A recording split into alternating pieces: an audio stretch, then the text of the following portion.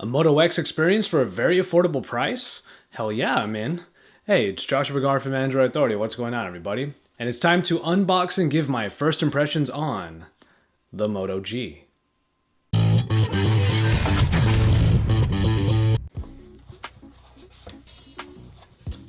And there it is already.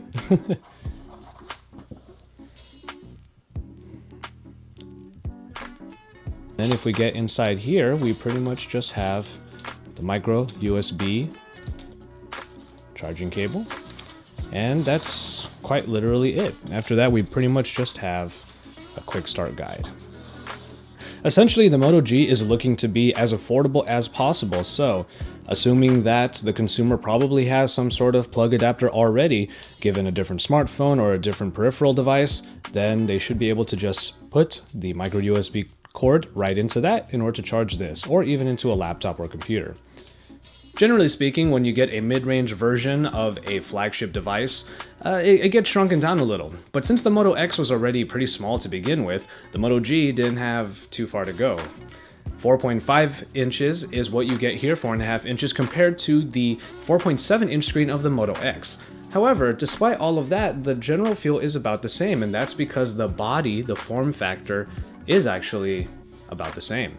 So the handling is very similar, it's very familiar, and once you put this in your hand, you get that feeling of, well, this is really a Moto phone. But then that's where the similarities kind of start to fade away. Starting on the front, we do have the LCD screen, and obviously what that means is it won't have active notifications. Active notifications, after all, require the AMOLED type screen that allows for the activation of particular pixels. So this LCD screen, despite coming in at 720p resolution, does not have the particular feature that differentiated the Moto X. When you come around the back, it's not the soft touch, let's say premium feeling plastic of the Moto X, especially if you get sort of that matte back that is available. However, on the Moto G, we have a bit of a hollow feeling plastic material that is somewhat soft touched, but is incredibly smooth. And when you put it in your hand and you feel that plastic, it does kind of feel like a real budget-minded phone. And also that back cover is removable, allowing you to replace it with other colors in case you want to customize the Moto G to your liking.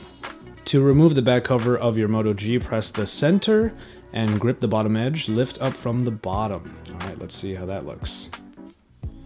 It's definitely not as easy as it kind of sounds.